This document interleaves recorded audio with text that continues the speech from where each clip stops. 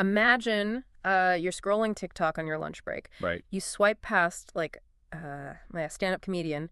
You watch a 15-second recipe for pasta, and then suddenly you're looking at a car salesman in this tightly tucked polo shirt doing a synchronized dance in front of a Ford F-150. Oh, man. It is so awkward. It is. It feels completely out of place. And worst of all, for that dealership, it is absolutely not selling any cars. No, not a single one. It's the ultimate digital mismatch. You were watching a business that sells some of the most expensive things we buy in our entire lifetimes, right? Yeah. And they're trying to operate in this environment built on authenticity, but they're treating it like a digital playground. Exactly. So today, our mission is to explore what we're calling the TikTok roadmap for automotive sales and trust. I like that title. Right. Because whether you are running a dealership or, managing marketing for a local business, or you're just fascinated by the psychology of how digital attention actually converts into real-world revenue, this deep dive is going to break down exactly where that disconnect happens and how to fix it. Because getting attention is, well, it's easy, but getting attention that builds actual trust, Yeah. that is a completely different mechanism. Totally. Before we get started, this deep dive is brought to you by DeskReadyLeads.com.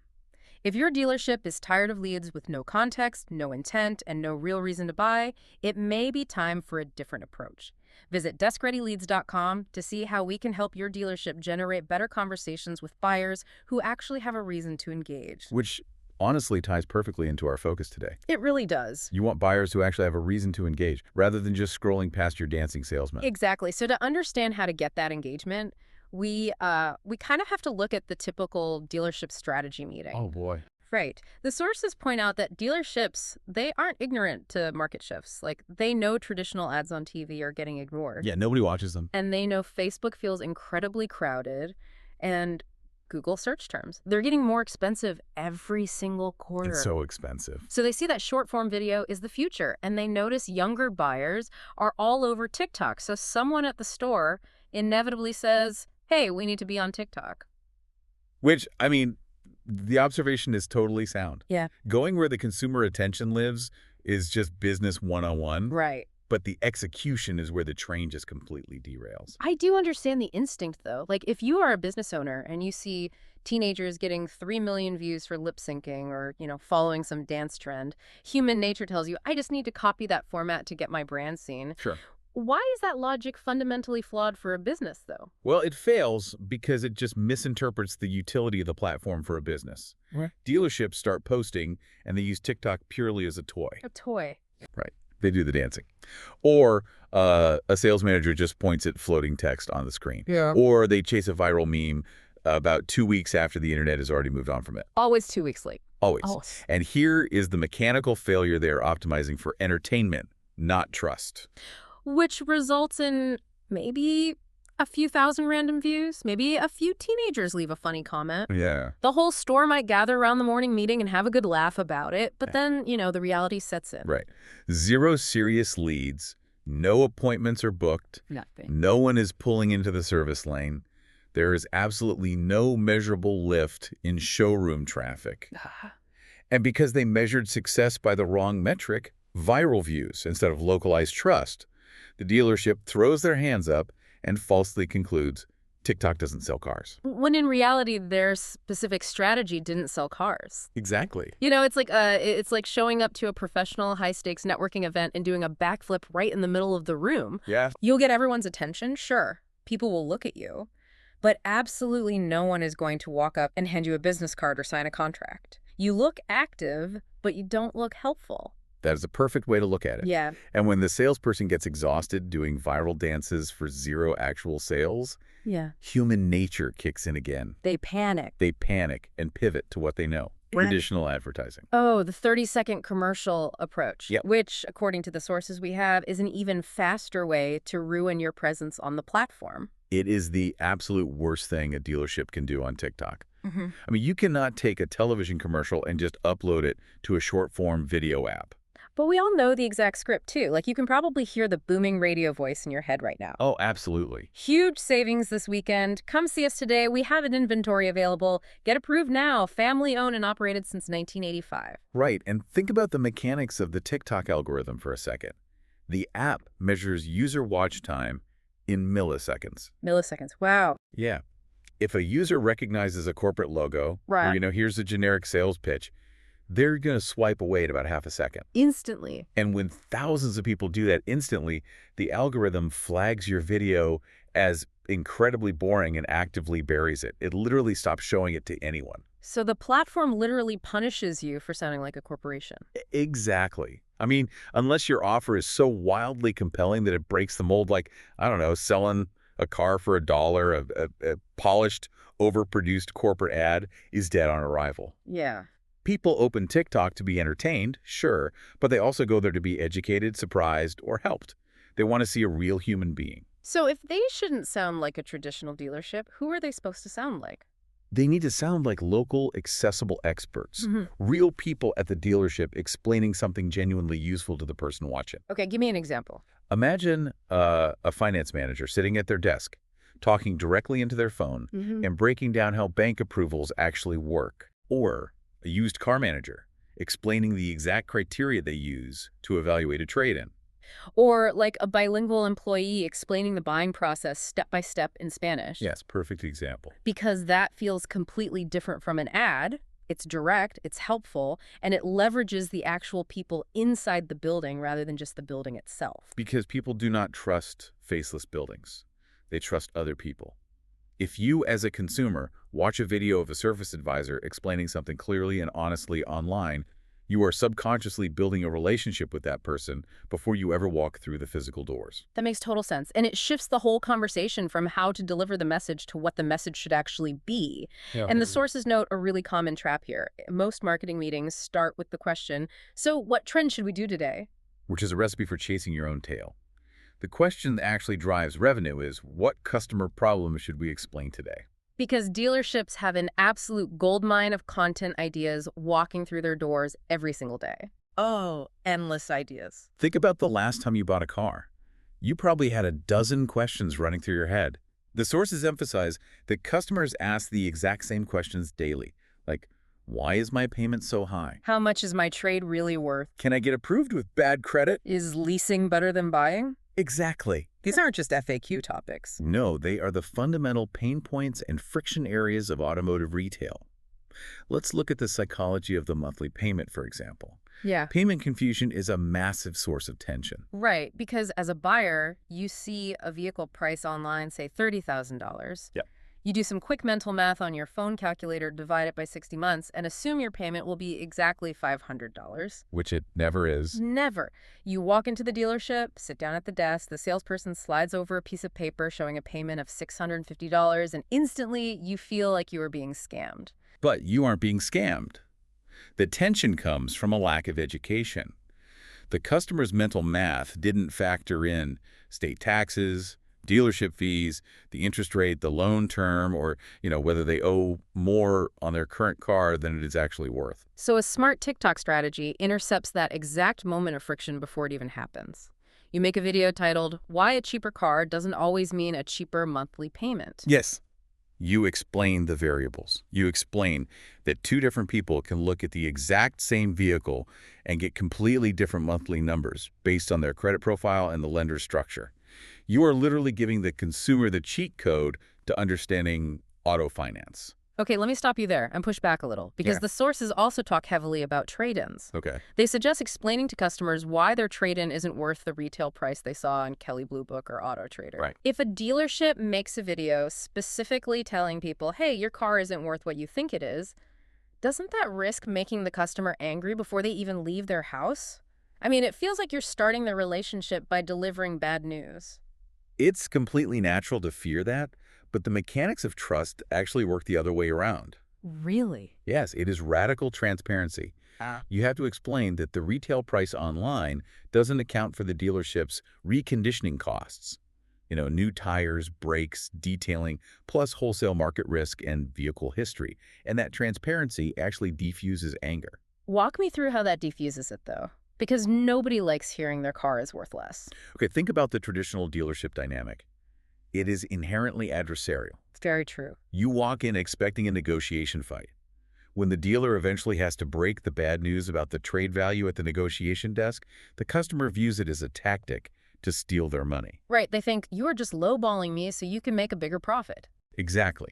But if the dealership has proactively explained the why and the how of trade valuations in a completely pressure-free TikTok video a week earlier, you have changed the dynamic. Oh, I see. You aren't the opponent across the desk anymore. You are the honest guide who warned them about the pothole before they stepped in it. I love that analogy. You are warning them about the pothole.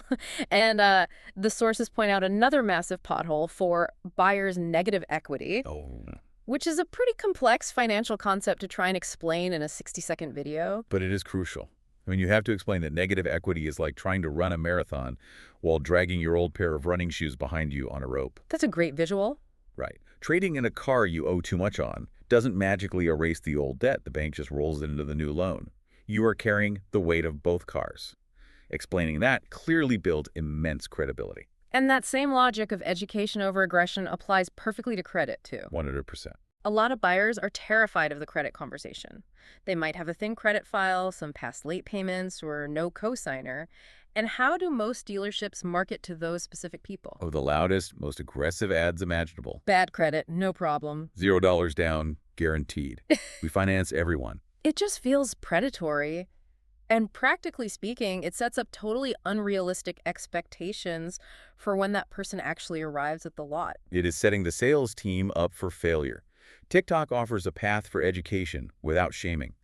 Instead of yelling about guaranteed approvals, a finance manager can make a video explaining what banks actually look at. Like going behind the scenes. Exactly. They can explain that a credit score is just one piece of the puzzle. Lenders also look at time on the job, debt-to-income ratio, and the loan-to-value of the specific car you are trying to buy. The sources gave a really specific tip here that I thought was brilliant, explaining why falling in love with the most expensive car on the lot can actually hurt your chances of getting approved if your credit is challenged. Yes. Start with what you qualify for, not what you want most.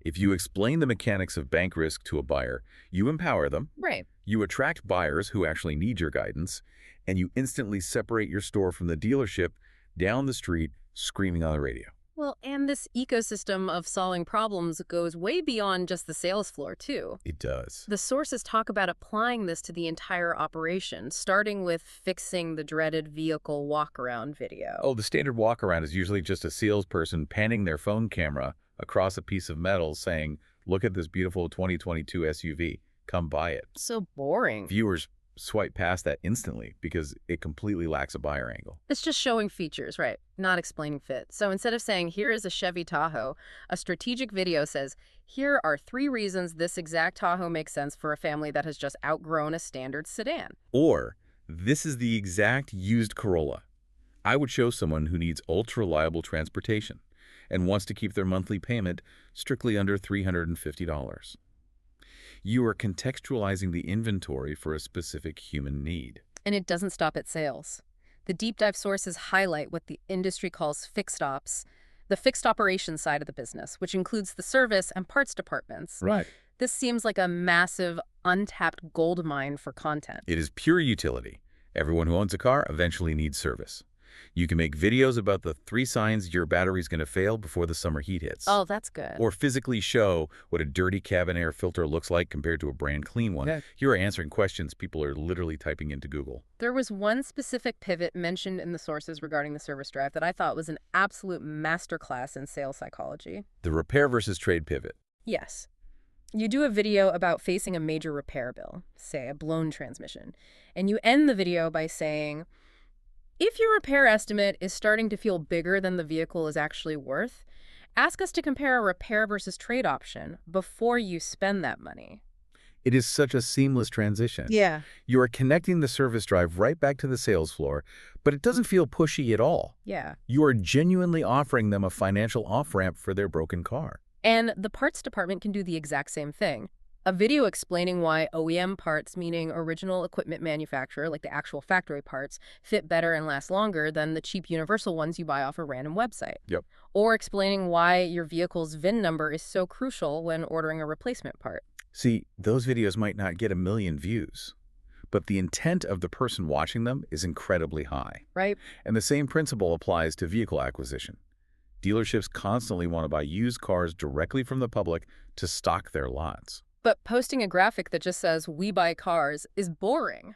It doesn't solve a problem. Instead, you speak directly to the private seller's pain points.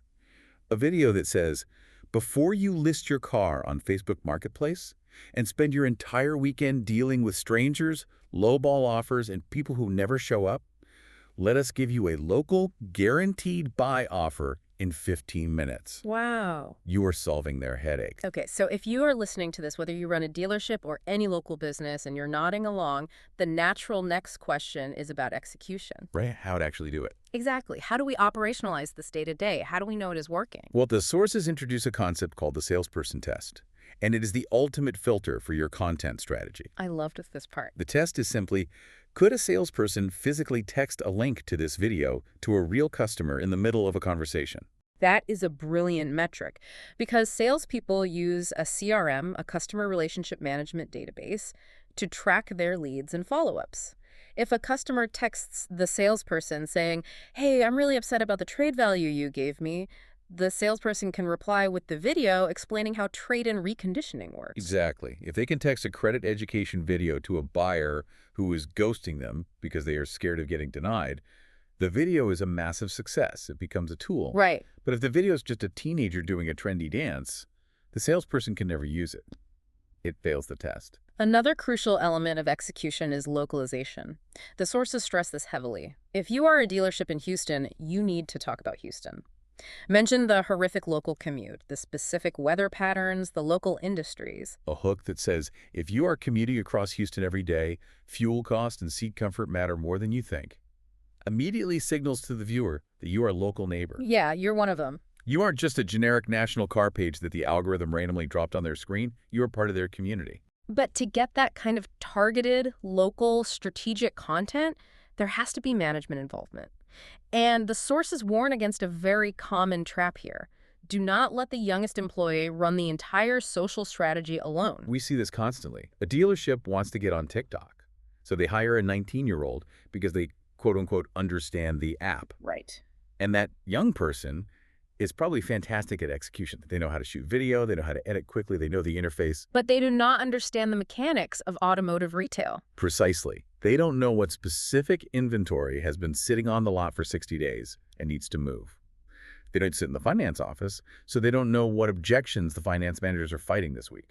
A 19-year-old videographer is not going to wake up and intuitively think, you know what, we have a huge portfolio of customer leases maturing next month. We really need an educational video explaining lease end options. No, of course not. Management has to dictate the strategy based on real-time business problems. The social media manager executes the vision, but the dealership leadership has to provide the substance. If they don't, the channel just fills up with shallow, trendy filler that doesn't convert. Which brings us to the most important mindset shift of all what we are actually measuring. That is a total paradigm shift. It really is. We are so trained by social media to look at the view counter as the ultimate scoreboard.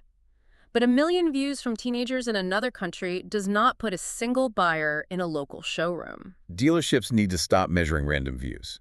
As we discussed, 100,000 national views sells 0 cars. Nothing. But 1,500 highly targeted local views can create 3 highly profitable conversations.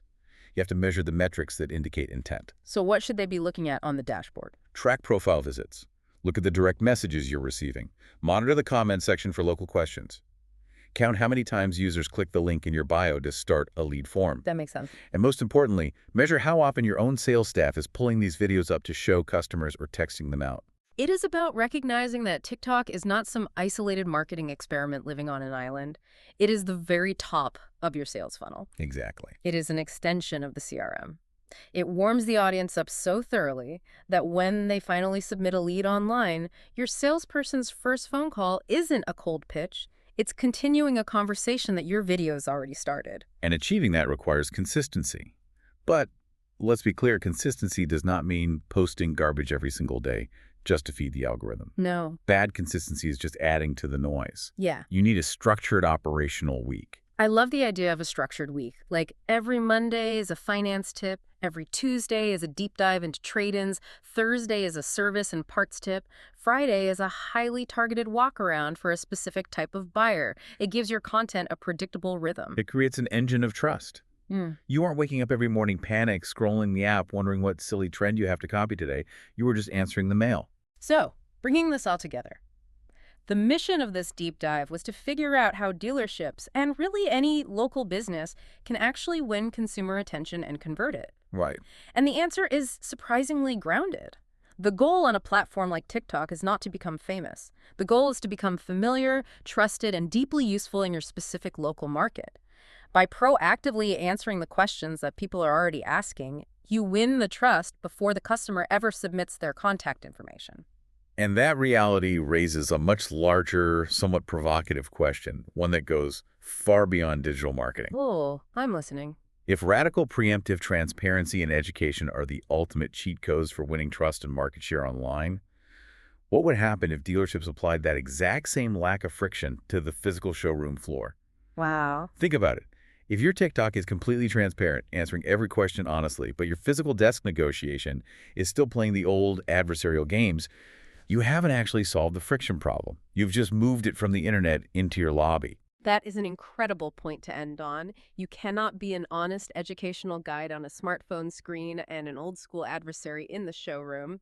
The two experiences have to match, or the trust you build online instantly evaporates.